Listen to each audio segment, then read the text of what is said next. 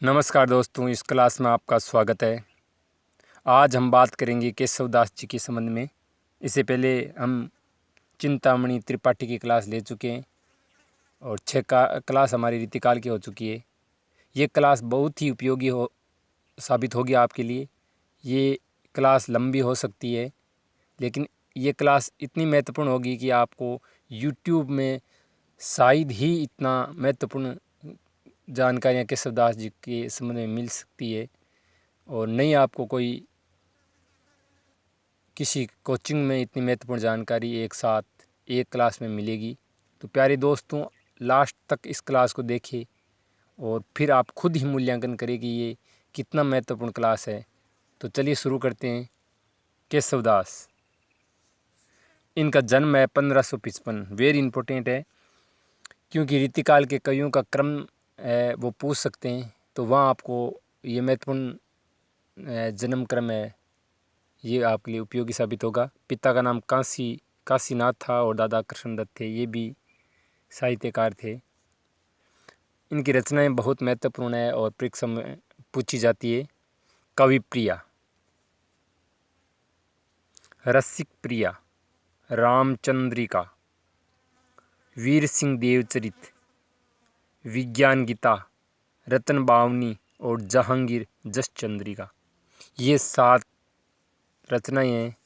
ये आपको पता होना चाहिए और वेरी इंपॉर्टेंट ये जो रचनाएं हैं ये हैं। तो प्यारे दोस्तों, केशवदास की रीति विषयक रचना ये देख लो। ये तो आपने देखा ही है साथ। अब हम बात जो कर रहे हैं वो रीति विषयक रचनाओं की है। तो 3 रचनाएं हैं रीति विषयक रचनाएं। रसिक प्रिया है वो 1591 में लिखी गई है, और कवि प्रिया है वह 1601 में, और छंदमाला। तो यहाँ प्रश्न बिल्कुल बन सकता है कि कौन सी एक रचना रीति विषयक रचना नहीं है।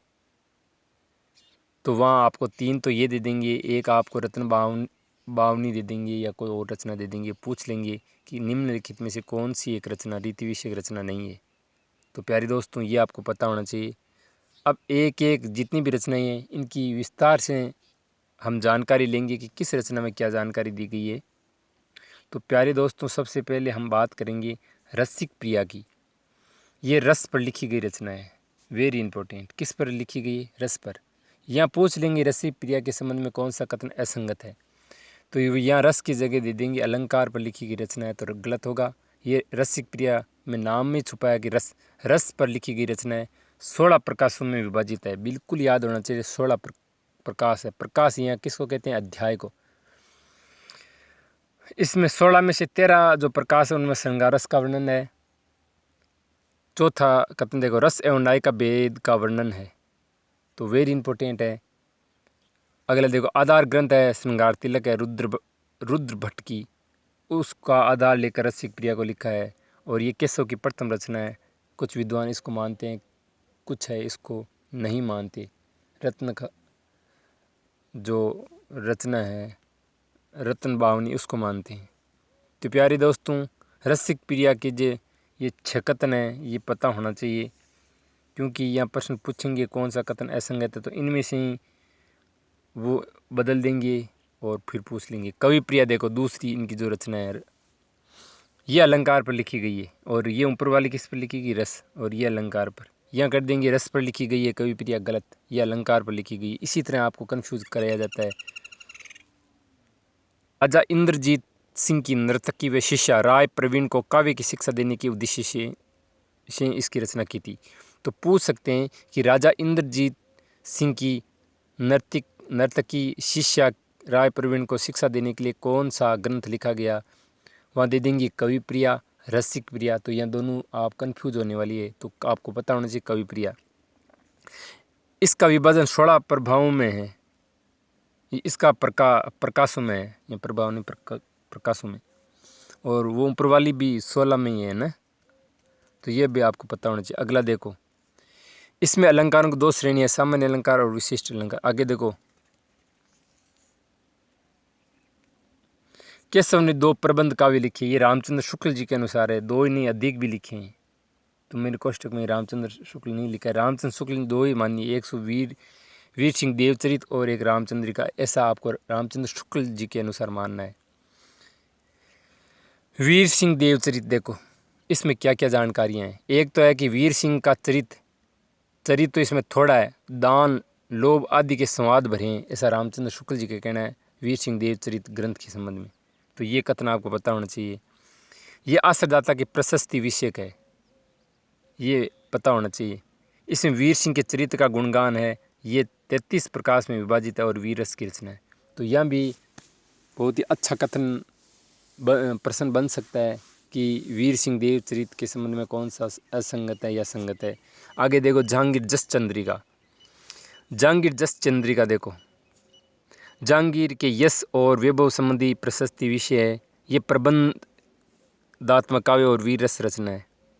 जैसे वीर सिंह देवचरित थी वैसे ये भी प्रबंध और वीररस हैं। तो ये दोनों रचना आपको पता होनी चाहिए। आगे देखो रामचंद्रिका, ये काफ़ी महत्वपूर्ण है। रामचंद्रिका के देखो ये प्रबंधात्मक श्रेणी के अंतर्गत महाकाव्यात्मक रचना है, वेरी इंपॉर्टेंट है। यहाँ प्रबंध की जगह दे देंगे रामचंद्रिका मुक्तक रचना है, गलत हो जाएगा। तो एक एक कथन इम्पोर्टेंट है। ये 39 प्रकाश में 39 की जगह 49 कर देंगे कंफ्यूज करने के लिए। इस 125 छंद है, ये ध्यान रखना है 39 से। इस रचना को राम स्वरूप चतुर्वेदी ने छंदों का जयबगर कहा है। तो यहाँ पूछ सकते हैं कि रामचंद्रिका को छंदों का जयबगर किसने कहा है।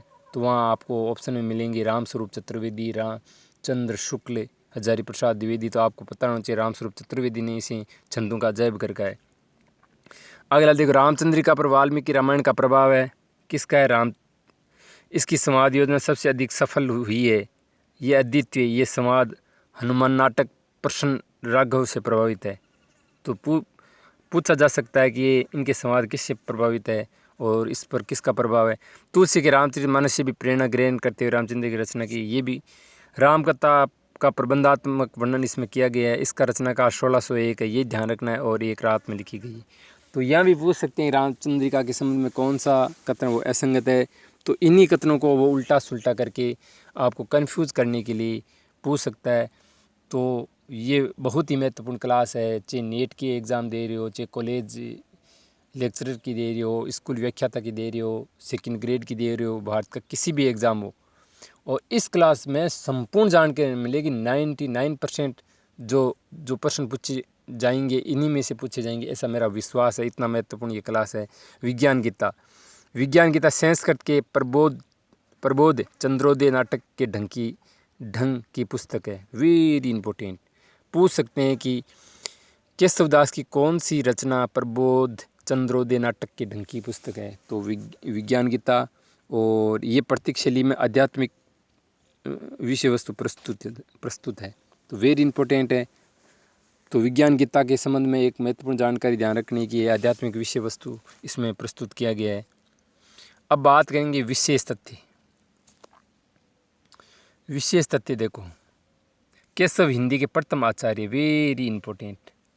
ये अभी राजस्थान की किसी परीक्षा में जो स्कूल व्याख्याता है उसमें ये पूछा गया था कि हिंदी के प्रथम आचार्य माने जाते हैं, और तो वो केशवदास है, वेरी इंपॉर्टेंट। ये पूछा गया है परीक्षा में, और भी पूछा जा सकता है। वे काव्य में अलंकार को अधिक महत्व देते हैं, वेरी इंपॉर्टेंट। या वो दे देंगे कि काव्य में रस को अधिक महत्व देते हैं, गलत। किसका वो महत्व देते हैं? अलंकार को। तो इस तरह कन्फ्यूज़ कराते हैं। तीसरा कथन देखो, केशव ने पहली बार संस्कृत साहित्य शास्त्र में निरूपित काव्यों को हिंदी में विचार किया, वेरी इंपॉर्टेंट। ये हिंदी के पहले अलंकारवादी आचार्य, वेरी इंपॉर्टेंट। हर कथन देखो कितना इंपॉर्टेंट, आप खुद सोच सकते हैं कितना इंपॉर्टेंट है। आपको भी प्रमाणिक बुक उठा लीजिए, कितनी भी उठा लीजिए, आपको इतनी जानकारियाँ एक साथ नहीं मिलेगी। ये ओडिशा नरेश इंद्रजीत सिंह के दरबारी कवि थे, वेरी इंपॉर्टेंट। ये पूछा गया है कि केशवदास किसके दरबारी कवि थे। तो वहाँ 3-4 और भी राजा थे, तो वो इंद्रजीत सिंह के दरबारी कवि थे, वेरी इंपॉर्टेंट प्रश्न ये भी आया हुआ है। आनंदवर्धनाचार्य, मम्मट, रुद्र आदि रसवादी आचार्यों का अनुकरण किया। तो रस में तो इनका अनुकरण किया। भामा, दंडी, उद्भट आदि अलंकारवादी आचार्य है, वो अलंकार में इनका अनुकरण किया है, नीचे वाला। केशवदास ने रुद्र भट्ट के श्रृंगार तिलक से रस की प्रेरणा ली, वेरी इंपॉर्टेंट। पूछ सकते हैं रस की प्रेरणा किससे लिए, तो रुद्र भट्ट से, या इसको हटा के रुद्रपट की जगह दूसरी देंगे तो वो आपको गलत हो जाएगा, तो ये ध्यान रखना। दंडी के काव्यादर्श और केशव मिश्र के अलंकार शेखर को आधार बनाया गया है, तो दोनों ही इम्पोर्टेंट है कि अलंकार में किन ग्रंथों को आधार बनाया है, तो मैंने जो बताया है वो दोनों ग्रंथों का इन्होंने आधार बनाया है। रामचंद्र शुक्ल ने केशवदास की गणना भक्तिकाल के अन्य फुटकर कवियों में की है, तो रीतिकाल में गणना नहीं की है रामचंद्र शुक्ल ने। केशवदास को हम रीतिकाल में मानते हैं, लेकिन रामचंद्र शुक्ल जी कहते हैं कि रीतिकाल के नहीं बल्कि भक्तिकाल के फुटकर कवियों में इनको स्थान दिया है। आगे देखो, तुलसी ने केशव को प्राकृत कवि या भका कवि कहा है, वेरी इंपॉर्टेंट, पहले भी पूछा गया, आगे भी पूछा जा सकता है। आगे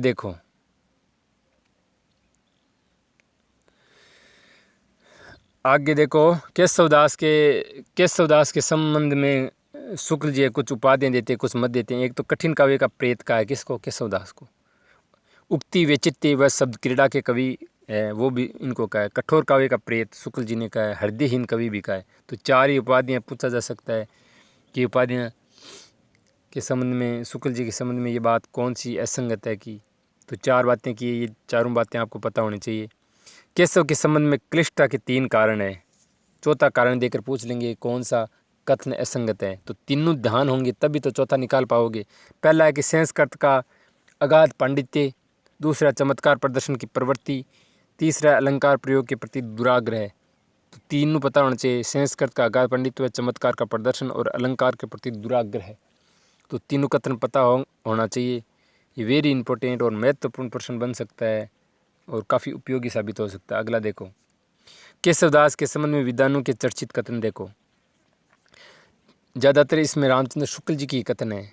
केशव को कवि हृदय नहीं मिला, उनमें वह सहृदयता और भावुकता न थी जो एक कवि में होनी चाहिए। रामचंद्र शुक्ल जी एक कथन दे देंगे और पूछ लेंगे कि ये किसके संबंध में है, या ये पूछ लेंगे किस विद्वान ने कहा है। दोनों तरीके से प्रश्न बन सकता है। दूसरा देखो, कवि कर्म में सफलता के लिए भाषा पर जैसा अधिकार चाहिए वैसा उन्हें प्राप्त न था। केशव केवल उक्ति वैचित्य शब्द क्रीड़ा के प्रेमी थे। रामचंद्र शुक्ल जी। तो ये जितने भी चर्चित कथन हैं ये किसी न किसी परीक्षा में पूछे गए हैं और आगे भी पूछे जा सकते हैं। केशव को कवि हृदय नहीं मिला था, उनमें वह सहृदयता भावुकता न थी जो एक कवि में होनी चाहिए। Ramchandra Shukla ji, very important. आगे देखो, केशव की रचना में सूर और तुलसी आदि किसी सरसता और तन्मयता चाहे न हो, पर काव्यांगों का विस्तृत परिचय कराकर उन्हें आगे के कवियों के लिए मार्ग खोला। रामचंद्र शुक्ल जी का कथन है। 5वां कथन देखो, सारांश ये है कि प्रबंध काव्य रचना के योग्य न तो केशव में अनुभूति ही थी न शक्ति। कितना प्यारा ये कथन है। 6ठा देखो, केशव की दृष्टि जीवन के गंभीर और मार्मिक पक्ष पर न थी।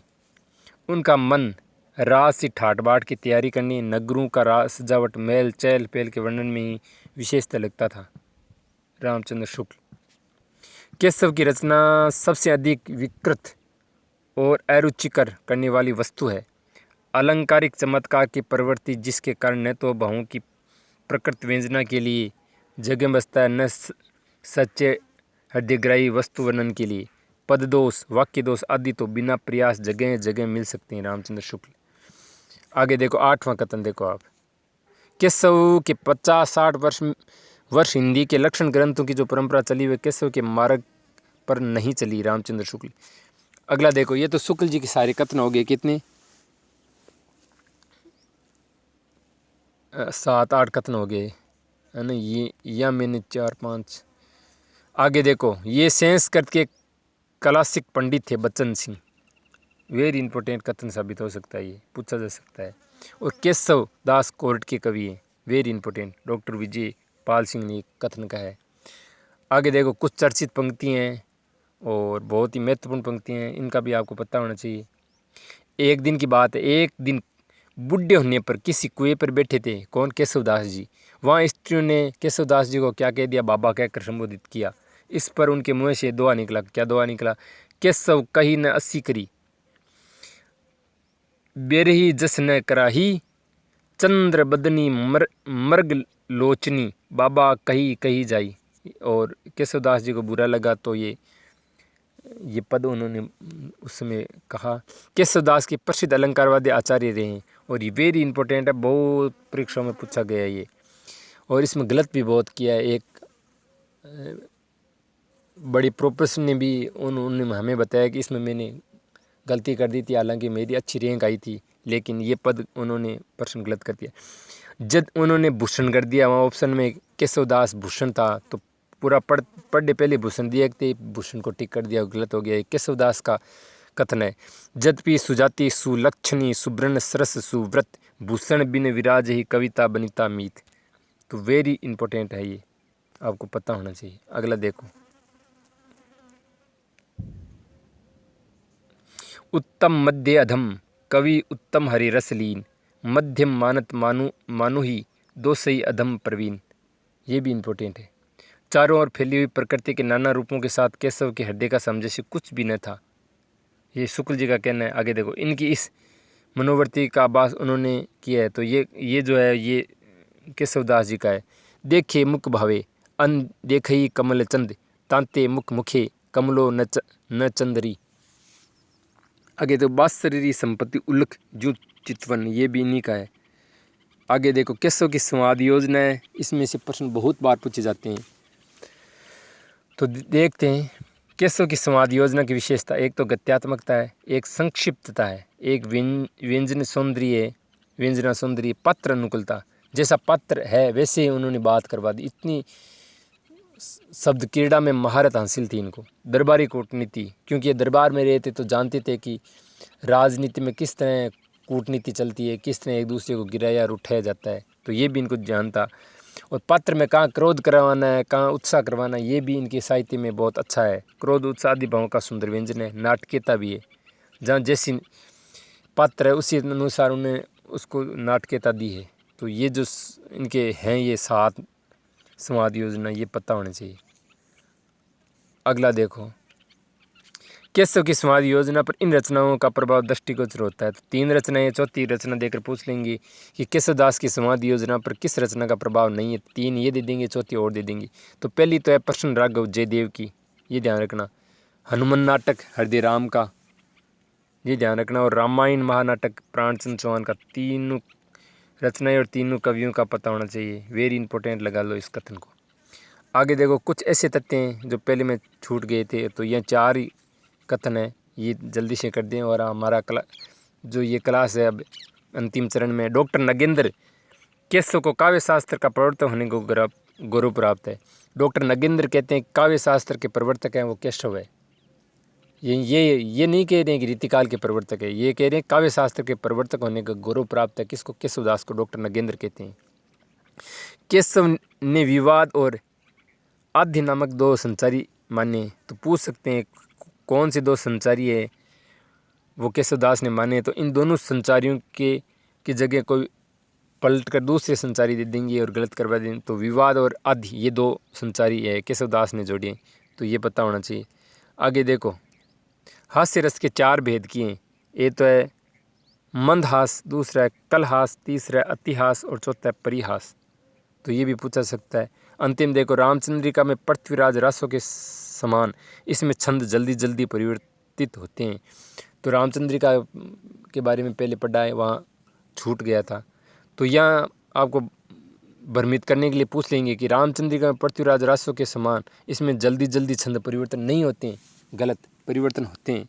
तो प्यारे दोस्तों, यहाँ क्लास हमारी ये कंप्लीट होती है और ये इतनी इम्पोर्टेंट है, आप खुद मूल्यांकन करें, पूरा वीडियो देखिए, तभी आपको इसकी उपयोगिता का पता चलेगा। और शुरू करते ही आप अगर क्लास को हटा दोगे तो कोई फ़ायदा होने वाला नहीं है। तो प्यारे दोस्तों, बहुत ही महत्वपूर्ण ये क्लास है, लंबी ज़रूर हुई है लेकिन इतनी इम्पोर्टेंट है। आप खुद पूरा क्लास देखने के बाद खुद एहसास करोगे कि सही में ये क्लास उपयोगी है। तो प्यारे दोस्तों, अगर ये क्लास आपको अच्छी लगी है तो मेरे इस चैनल को आप सब्सक्राइब करिए ताकि आपको नोटिफिकेशन मिल जाए और आप अगली क्लास का इंतज़ार करिए।